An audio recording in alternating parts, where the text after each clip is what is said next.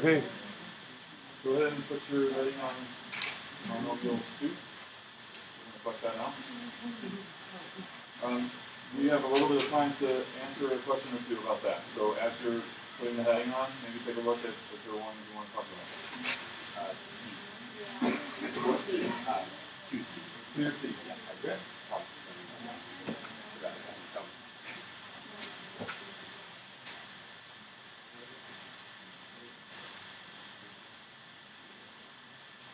Yeah, okay.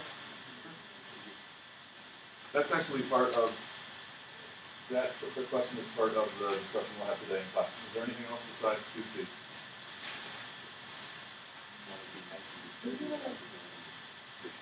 30. 30's been suggested.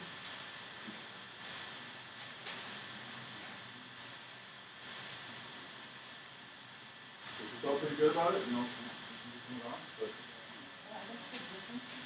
Yeah. okay.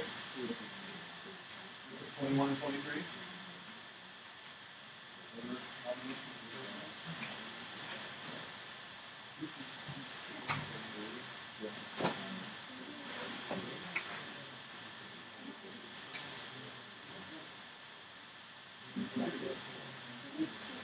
What's that?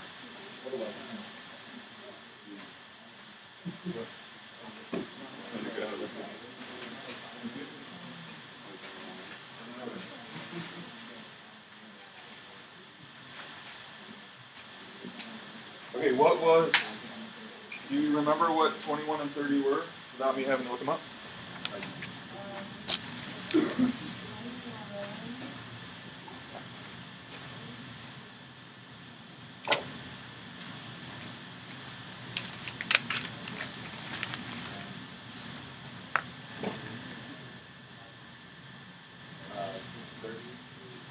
Y 30?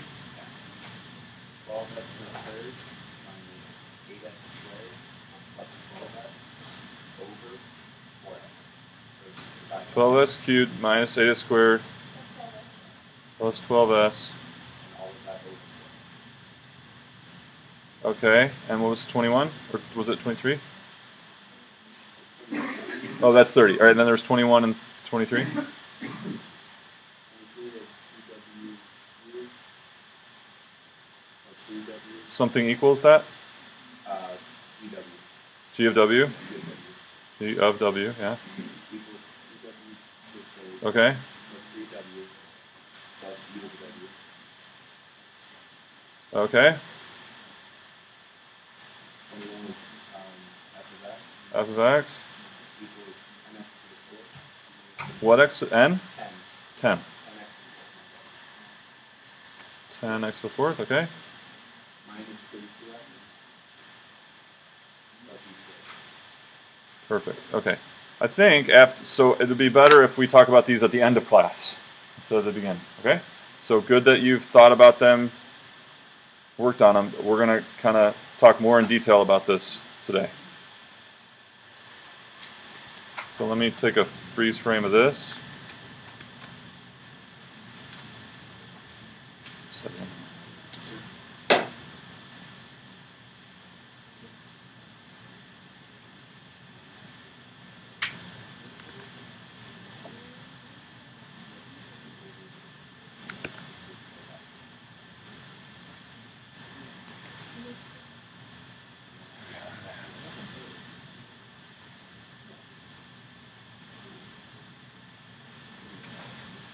Okay, and then also 2C, which we'll talk about that as part of the thing.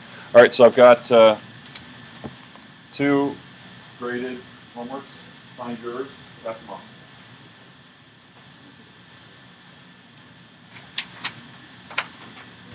Try not to let the grades of those distract you from our conversation, okay? So just pull the grades out, maybe just look at the grades later.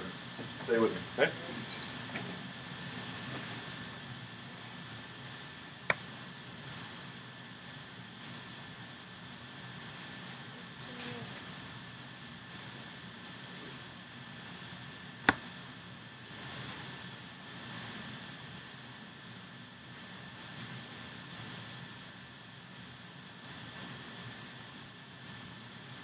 Okay, so we're on the second half of the journey now, where we started with an accumulation function, and given accumulation, we're determining the rate function.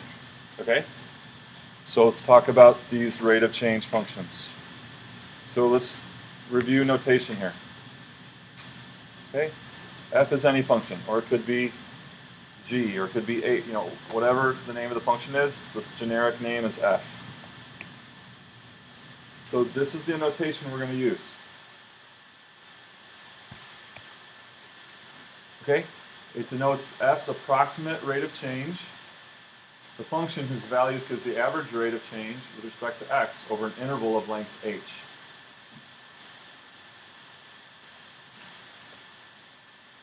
So it's a continuous function of average rates of change over interval of length h.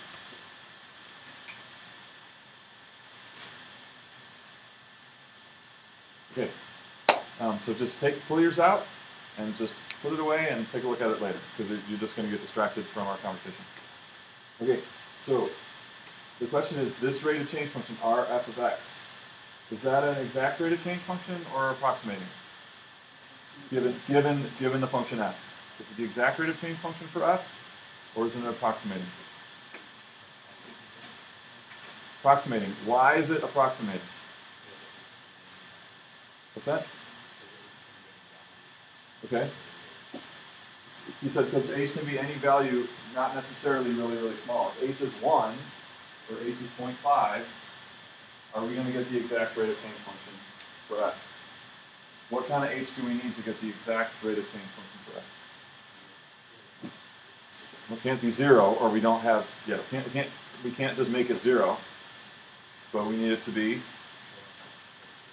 super, super small, right? Like atomically small.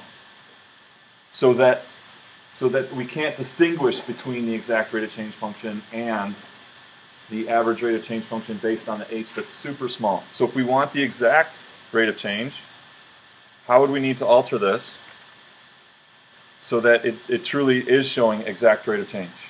What would we need to do? Ben. That's right. So a few people said that, okay? So right in there, if we were to put in limit as h goes to 0, then we're specifying let h get infinitely small,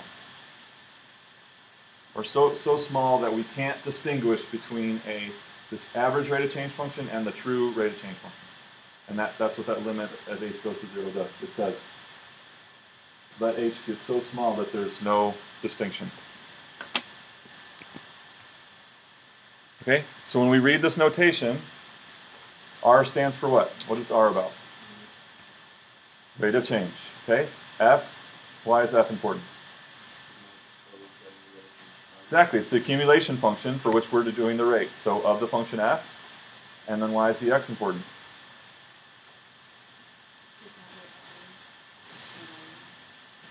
Okay, so it represents the input into the function F, and then it's also the input into the function R. So whenever we have a rate of change function, this is how we're going to read it. The rate of change of the function f with respect to its input x. The rate of change of the function f with respect to the input x. And I think in your homework you practice writing that out several times, right? Something like that? Okay. Well, it's important that we want to always attend to the meaning of it. Okay? And by always calling it this, we are attending to the meaning. Okay, so this is the one that you worked on in your homework, which was x to the n. So x to the n, so just as part of that, we know we need this binomial expansion. So x plus h squared is our basic FOIL, right? X squared plus 2xh plus h squared.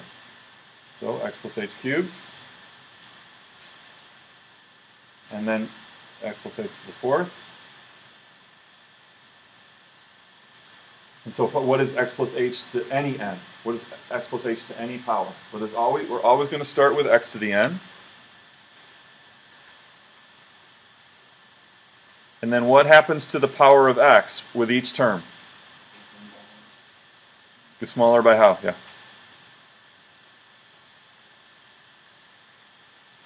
It keeps getting smaller by 1 each time. until, what's the power of x here? 1. What's the power of x here? 0, right? Like x to the 0. So we have a term for every power of x, starting with the nth power all the way down to the 0th power. Okay? What happens to h simultaneously? What's the power of h here? 0. Then what? What happens to the power of h with each successive term?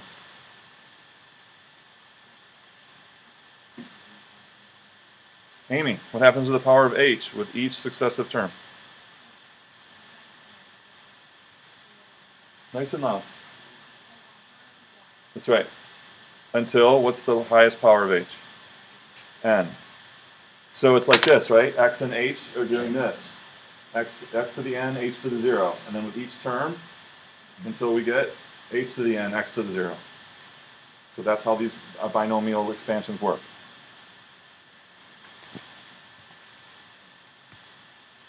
Okay, so if we have a function x to the n, what is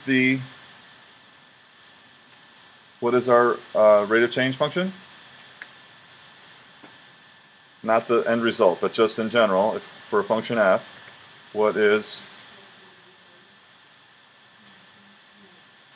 general, for any function f, what is the rate of change of f with respect to x?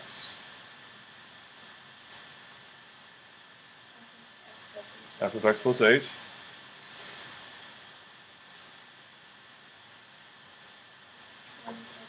Minus f of x all over h.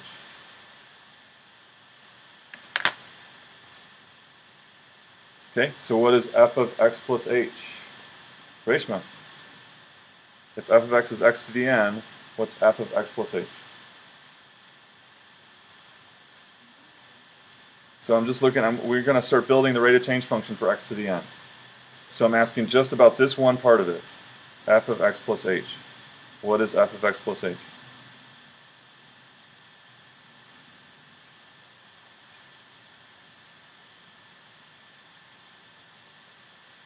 Not sure. John Paul?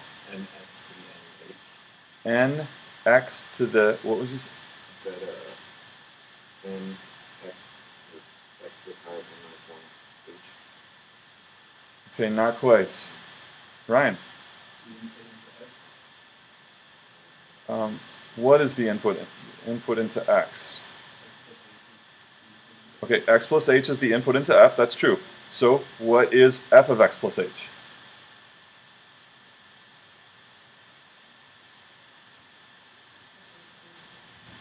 Yes, David. Right, so what does our function f tell us? It tells us take the input and do what to it? Raise it to the n. This is what this function tells us. It says whatever the input is, raise it to the nth power. So if the input is x plus h, what should we do? What's f of x plus h? We take this tells us take the input and raise it to the n. So Megan, what should we do with f of x plus h? Raise f of x plus h to the n power? The input, which is? Right. So it's going to be x plus h to the n. What is f of x?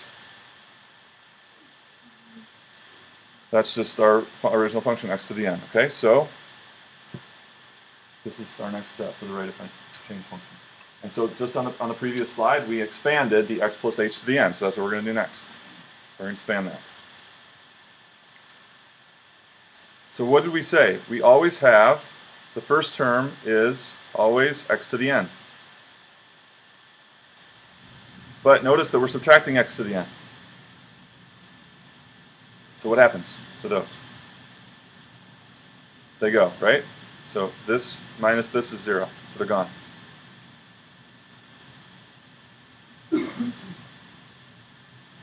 Okay, what's true about every other term? Ellie. So what's true now about all the rest of the terms? They all have something in common.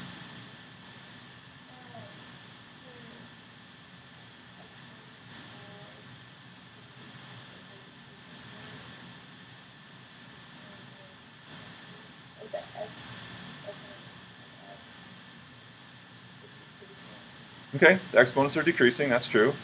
But they all have something, some symbol, some quantity in common. Yeah, Eric? Yeah, all the rest now have an h. Okay, and we're dividing by h. So that's convenient because we can factor out an h, and then h over h is 1, and so it removes this denominator.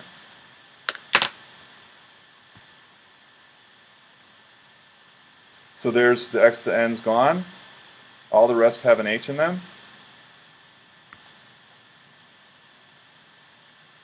So now what happens? So now what they've done is they've isolated this term. What's special about this term? It only has one h.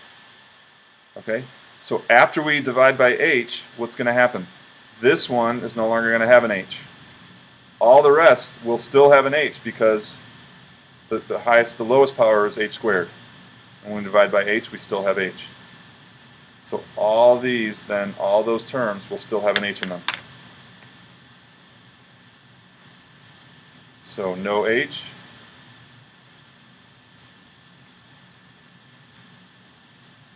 All have an h.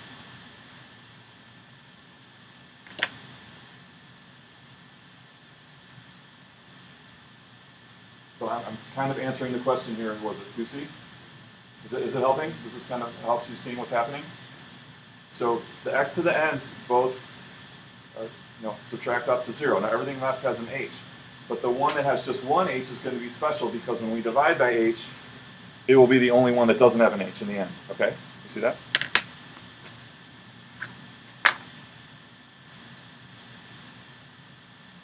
So there I'm showing that all those have an h, circling with red. And so to get the exact rate of change function, what do we do? Kyle, how do we go from this to the exact rate of change function?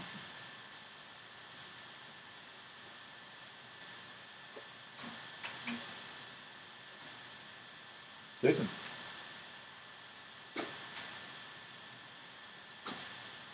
I'm not sure. Exact rate of change. Tell me. Yeah, we make h very, very small. And so what's going to happen to this rate? This is a rate of change function,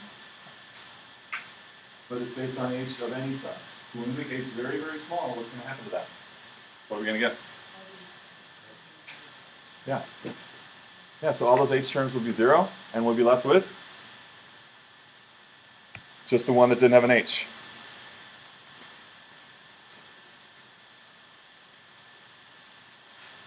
So it's just saying that that's the rate of change function will just be that first term, will be all that's left when we make h very, very small.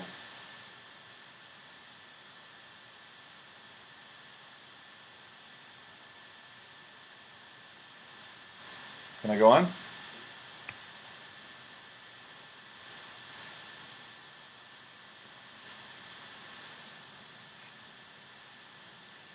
So this kind of gives us a shortcut for these types of functions. So just like we had kind of the simplified version of the accumulation function, which was we could just write it in the integral notation. So this is a particular function that we can just quickly and easily now write what the rate of change function is. When it's x to the n, the rate of change of function for f is nx to the n minus 1. Okay, so here's another type, constant functions. So suppose an accumulation function f, going back, any questions about that? The last one, x to the n. So your homework pretty much centered on that. That when the function is x to the n, the rate of change function is nx to the n minus 1. Okay, so we're changing gears here, constant function. An accumulation function, f, it never accumulates any changes in its value. So it doesn't build up bits or it doesn't take away in bits. Okay? What's its rate of change? Lizzie? 0. If it's not, do you agree with that? Should make intrinsic sense. If it's not building up or tearing down by bits, if it's just staying constant, rate of change is 0. It's not changing.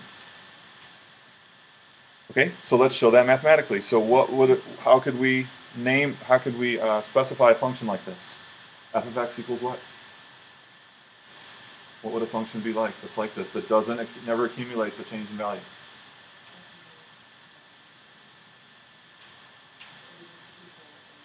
Right, exactly.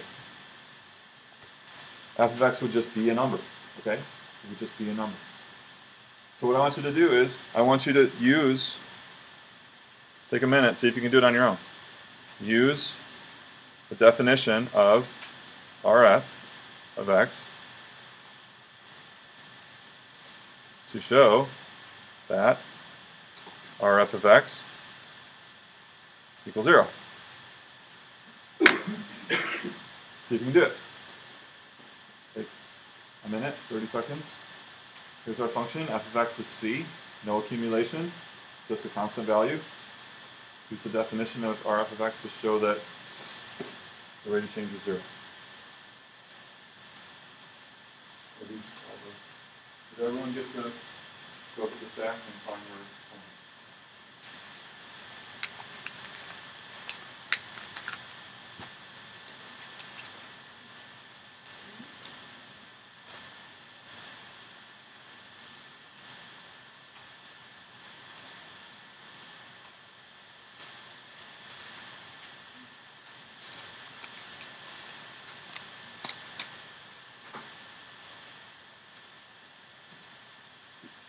Let's see. Got it. And there's your step. There's nothing to do with that. Okay, that's your first step.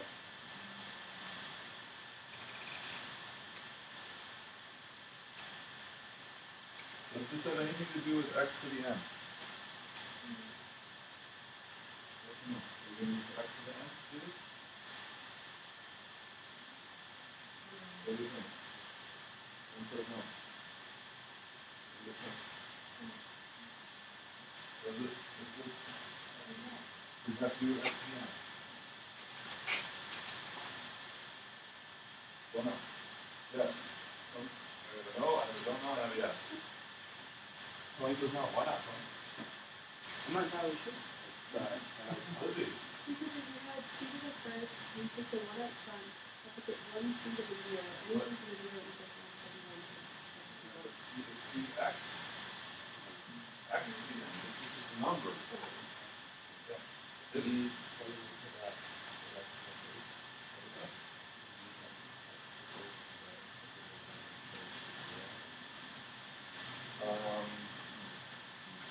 I'm saying use the definition of R of f of x. The definition. The definition of the rate of change function of x to do this, to show that the rate of change is 0. You need the definition.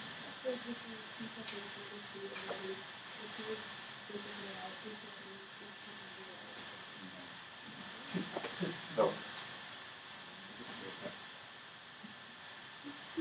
This is an x. C is not input, right? C is not the input x.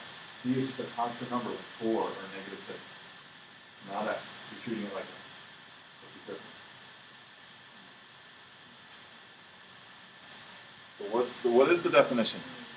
So we got to know that. If we're going to do any of this, we got to just be able to, in our sleep, write down the definition. Our rate of change of that is like that. Okay. No. Okay, so let me answer the question. This has nothing to do with x to the n. This has nothing to do with x to the n, because it's not x to the n. It's just a constant number. X to the n is an entirely different function than a constant function. X to the n is where you take the input and you raise it to the nth power.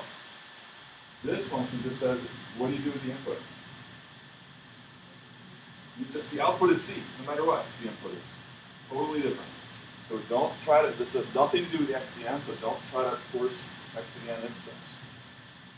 We need to be able, this is the key, we need to be able to write the definition down. Know it like the back of our hand. What is the definition of the rate of change function of x? Rate of change of f with respect to x. What is the definition? Right. You got it. What's the definition? Yes. Okay. So if you weren't sure before, let me do it in red. Warning if you don't know it. This is red for warning if you don't know it. Know it now.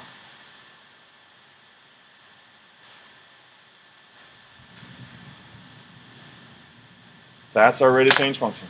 What's the numerator represent? What about y? Delta y, the change in y, right? So we have a starting value of y. We go h along x, and we get the final value of y. The difference will be the change in y. And then h is the change in x. Change in y or change in x. Does this give approximate rate of change or exact? As far as we know, it's approximate because we haven't specified that h is small. Okay, so this is what we want to use. So what is f of 2 in this function? What's f of 2? What's f of 10? What's f of negative 6? What's f of x plus h? C. What's f of x? C. No matter what input you put in, this function says it's going to output c. So the numerator becomes c minus c. No matter what you put into this function, you get c.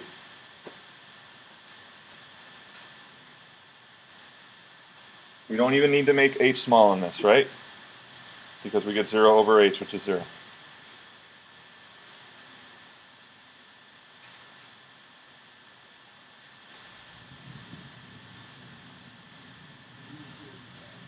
What did I say? About what? What's the part?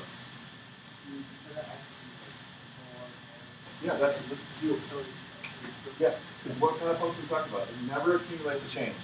It never builds up. This is the accumulation function. But it never builds up bits or it never tears down bits. It always just stays at 3, or it always just stays at 10, or it always just stays at negative 4. So no matter what input you put in, no accumulation has happened, so you always just get the starting value.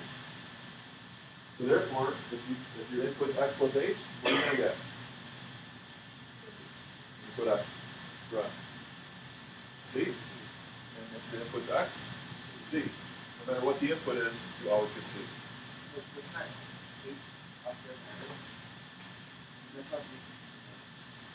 If you just go with the strict meanings of things, no matter what you put in for f, you're going to get c. No matter what you put in. So this is c, and this is c. And so in this case, h doesn't matter. The approximating rate of change function is the exact rate of change function is 0. Okay, so any other questions? So yeah, I welcome the questions. Any other questions?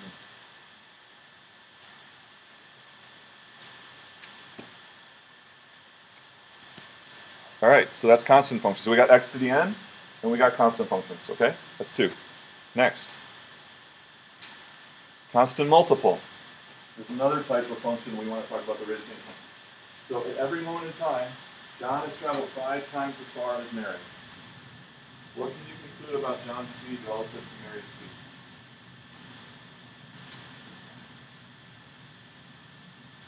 What's our natural conclusion here?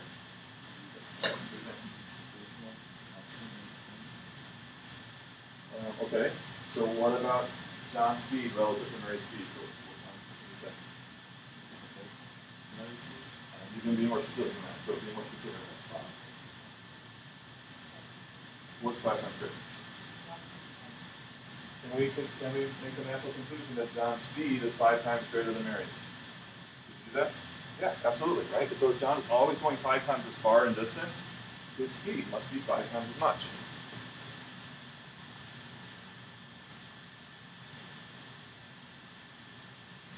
Okay, so if this is the distance functions, okay?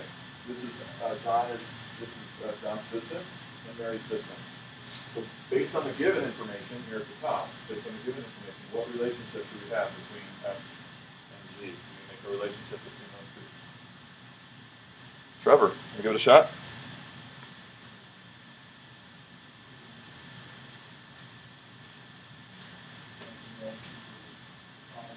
He wants f equals 5g. What do you think? Brian likes it? Tony likes it? Yeah, if John's always gone 5 times as far as Mary, then we've got to multiply Mary's by 5 to get it to be equal to John's. Right?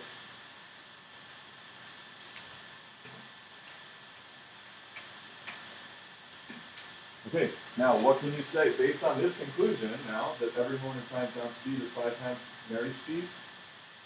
What's a statement that reflects their speeds that we can we can say,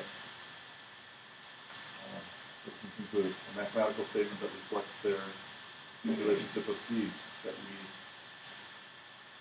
included in this red statement here. What do you say? Patrick?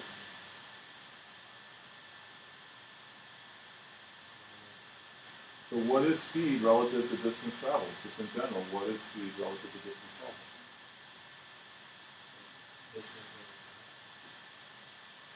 Okay.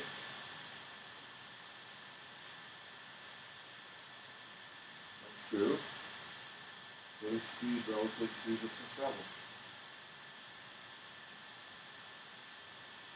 What is it? No, that's not true. Ratio. It's the rate of change, right? Speed is rate of change. Speed is the rate of change of distance. Okay? So, if by concluding this red statement, what mathematical statement can we say that's parallel to that red statement there? David?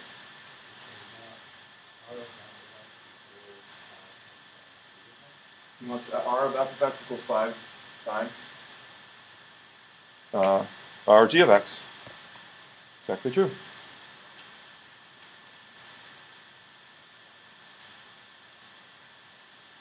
So let's practice. So practice saying it out the long way. Don't want to get in the habit of saying RFX, so let's practice saying it the long way. So let's give it a shot. David, one bit.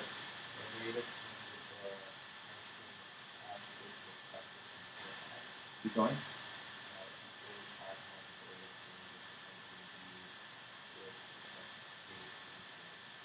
Did you hear that? Well done. All right, Amy, you want to try? You do it. Same thing.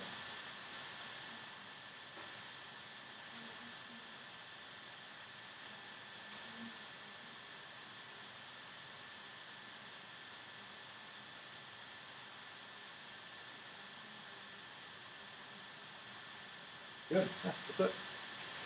Okay. So this this was just based on our kind of intuition.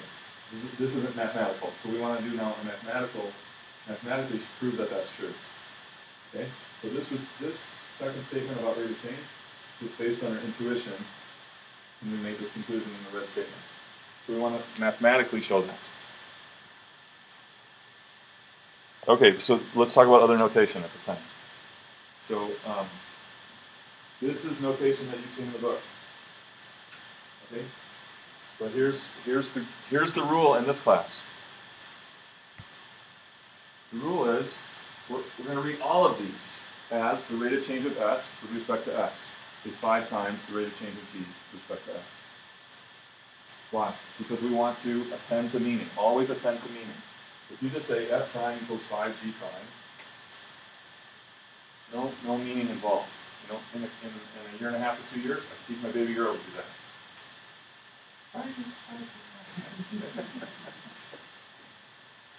So when we see that this notation, whether it's the prime or the df, dx, dt, dt, dx, we always want to say, we're going to read all three of them as the rate of change of f with respect to x and the rate of change of g with respect to x. So we're going to practice that, okay? We're going to practice that. But all three of them mean the same thing. The more important something is, the more names it has, right? The more notations it has, okay? And so because rate of change is so important, people over the centuries in math have given it different names that have all stuck, right? Rate of change is the clinical idea of all calculus, and so there's different ways to write it. But there's going to be one way to say it, and that's the rate of change. Okay. So let's show it mathematically. Okay, so here's just don't write this one down. I'm going to go on pretty quick. But basically, now we can just say if f is c times g always, continuously c times g, then the rate of f, the rate of change of f, is going to be always c times the rate of change of g. So we'll read them, all those notations the same way.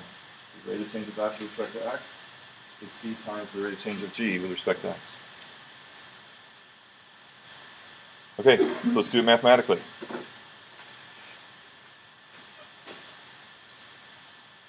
Okay, so we want to use the definition of the rate of change of f with respect to x. So, Mason, what is the definition? You remember without looking? It's not times, right? It's not multiplication. F of, it's a function, right? Good. Okay, so we're going to use that definition right there to show. So what do we know is true? Or what are we trying to show? We're trying to show that the rate of change of f of x equals what? What's our end goal?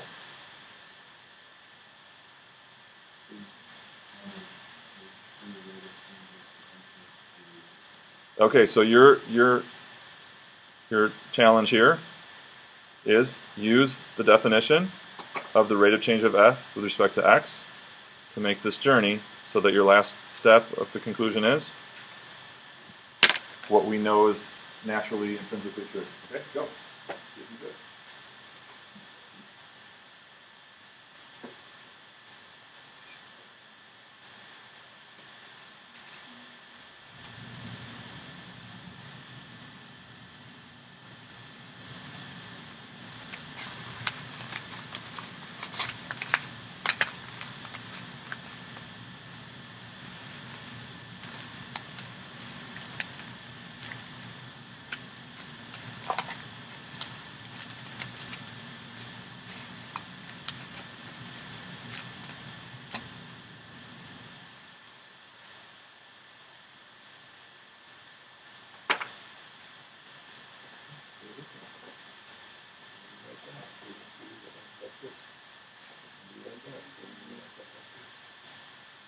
Do this.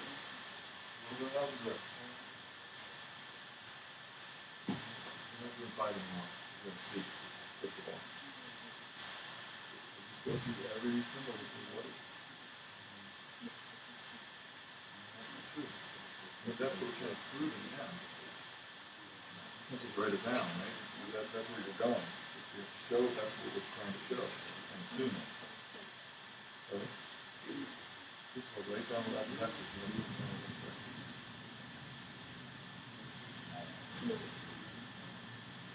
Write down that X and the write down that X's and then say what is the star of that?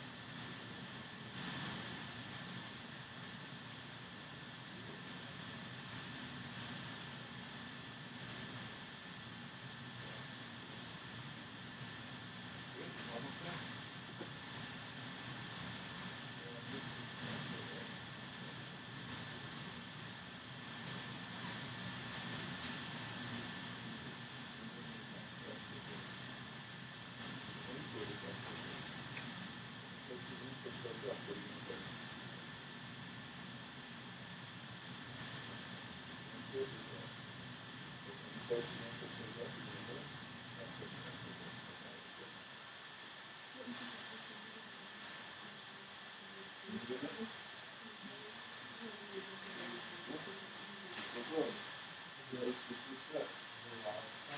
No, it's like 2 or 3. Come on. That's right. And so then, what is that? Oh, why? You can do it. Okay, so you go do something.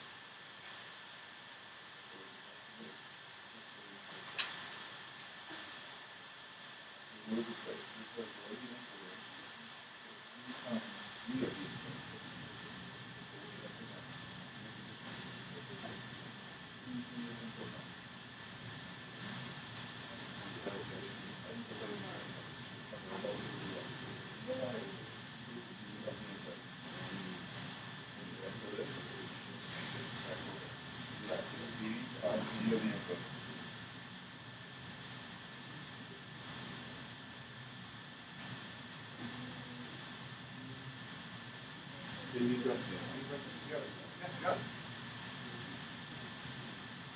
Okay, so first write down the definition,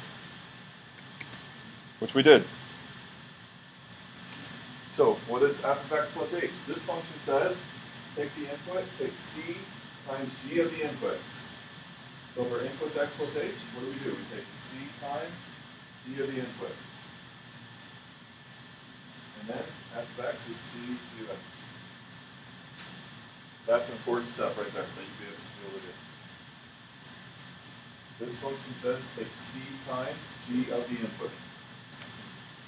So for inputs x plus h, we're going to take c times g of x plus h. Does that make sense? Okay. So then so if we're trying to get it to be c times the rate of change of g with respect to x, what are we looking for here?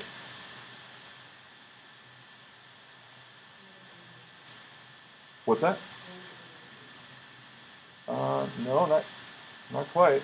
In the end, we just need the rate of change of g with respect to x, so we're going to factor out the g, and we're going to get to this right here.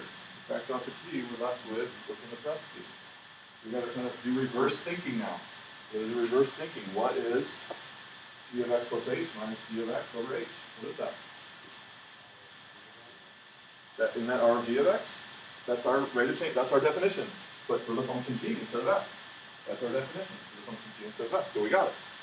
C times the rate of change of g with respect to x.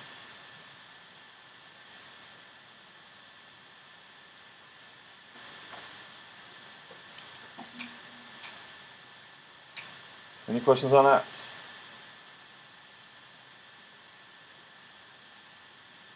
Can I go on to the next slide?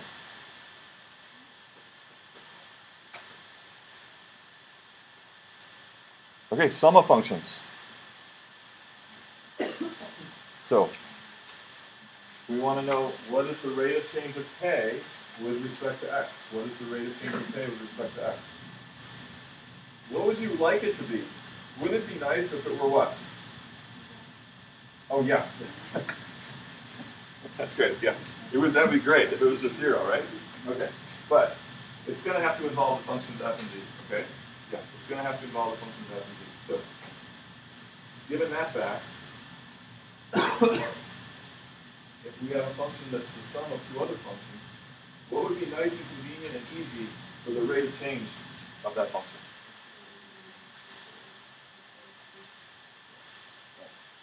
Yeah, so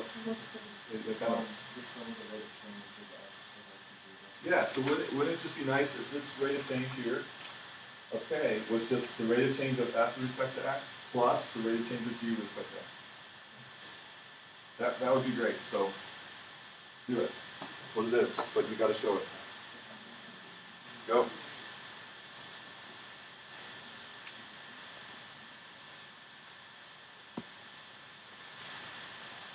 Who is picking up on what's going on here? Same thing every time.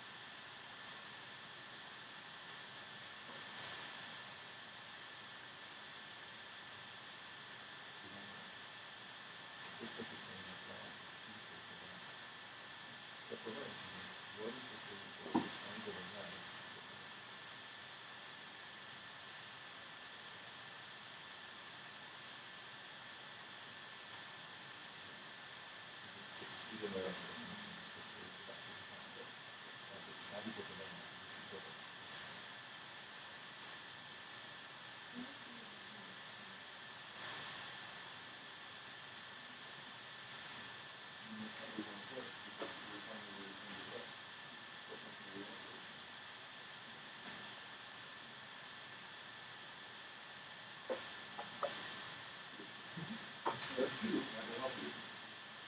But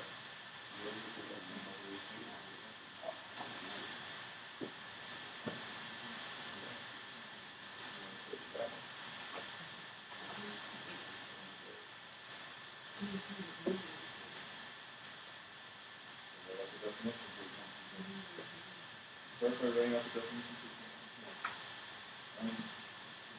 Yeah, it's good to be kind of switching a little bit in between, but to work from the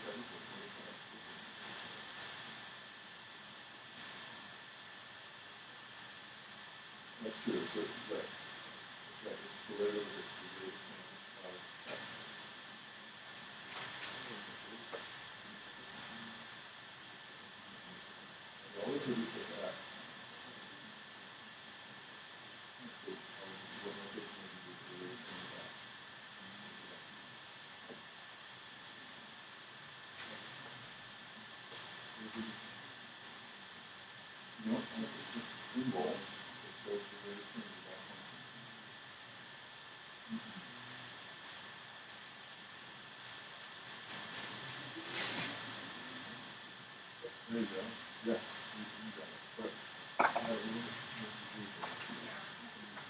Yeah.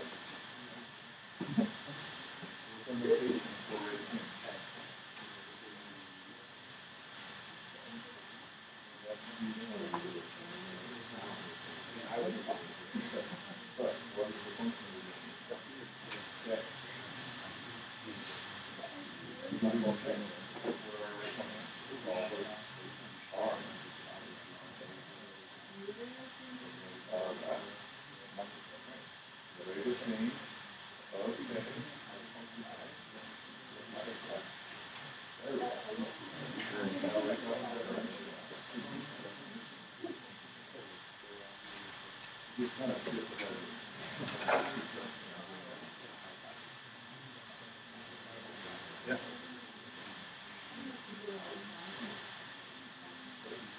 Yeah, so you did the two. You skipped ahead. I mean, it's true. That's true.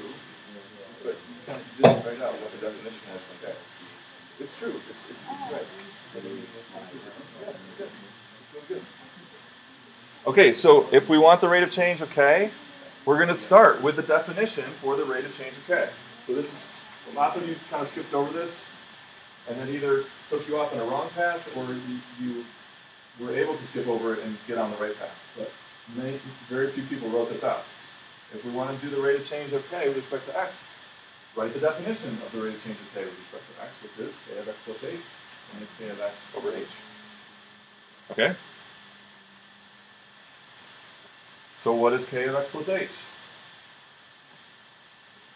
The function says, whatever the input is, take f of the input plus g of the input.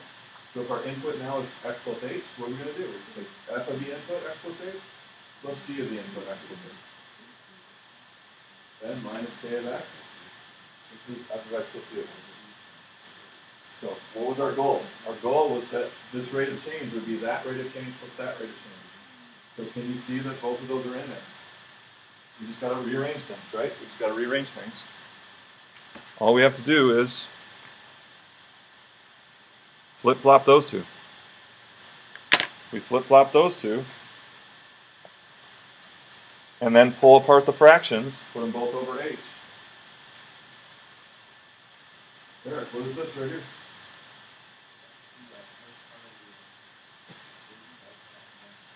It's not f of x. What is it? That's f of x. It's that whole ratio right there. Which is what? Tell me. No, don't. No. Think about it. Let's just read. What is r of f of x? What is it? It's The accumulation? No. Okay. It's the ratio of f with respect to x. That's all it is. It's the rate of change of f with respect to x. And what do we got over here? Ellie.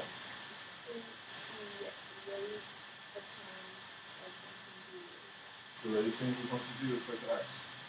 So is what we hope for? Okay, so it is what we hope for. That we said, wouldn't it be nice if the rate of change of k with respect to x was just the rate of change of f with respect to x, plus the rate of change of g with respect to x? Mathematically, you just proved it was true. You just proved it. It's true. Not just a wish. Okay.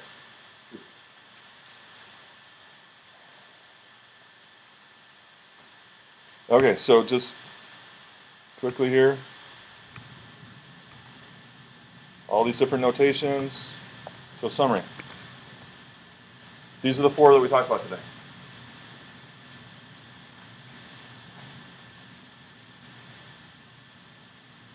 We talked about a type of function that's like x to the n. We talked about a constant function. We talked about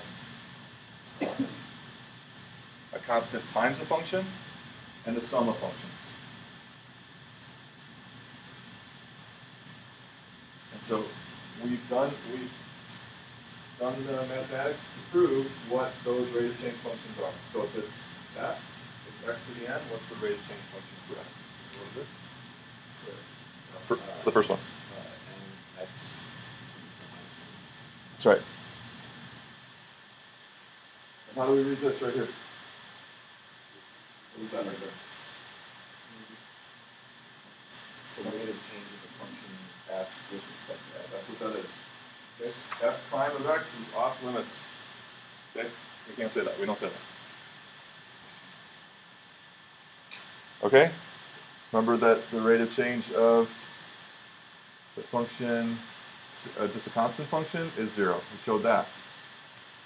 We showed that if you have a constant times a function, the rate of change is the constant times the rate of change of that function. And finally, if you have the sum of functions, the rate of change of the sum of functions is the sum of their rates of change. So for tomorrow, there's just one small exercise.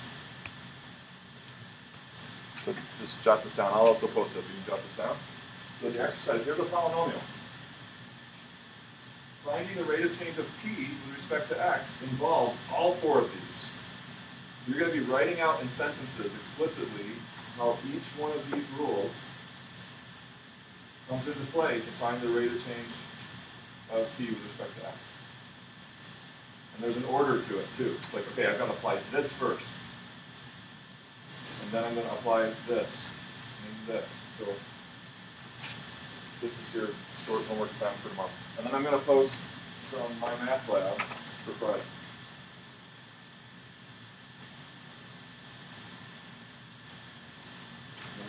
Is the task clear here? This short task. You're writing out explicitly how you have to use each one of these rules. So in sentences, explain how you have to use every one of these rules to find the rate of change of p with respect to x. No, we already did that work. You don't have to rederive each rule. Now we can just use them. Okay, so you are responsible for the derivations like on a quiz or a test. You know how to do it. But now we can just apply them. Just apply the rules every time. We don't have to rederive them every time. Okay, see you tomorrow.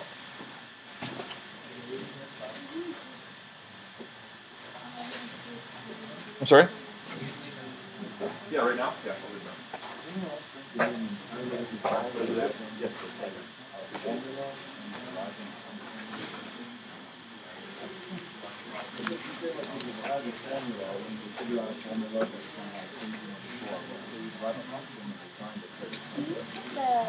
Great check. Yeah, if you want, I can do it right now. Okay. Can you wait around a little bit? Hi.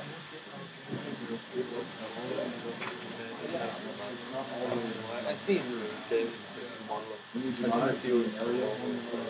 Oh yeah, I did today. so I just give No, because I don't take anything late. So I'll drop some at the end, and it won't affect your grade.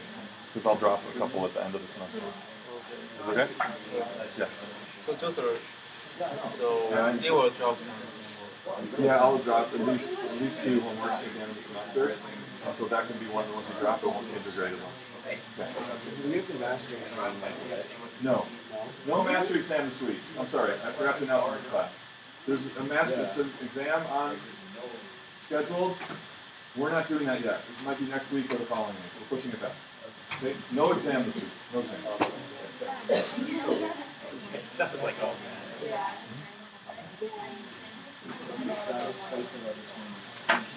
Yeah, that was easier. You sent me by email? Yeah, I don't know if you got it. By the end of the yesterday, I still didn't get a reply, and I had a work conflict, so I couldn't. This is yesterday's. Okay. Yeah. All right.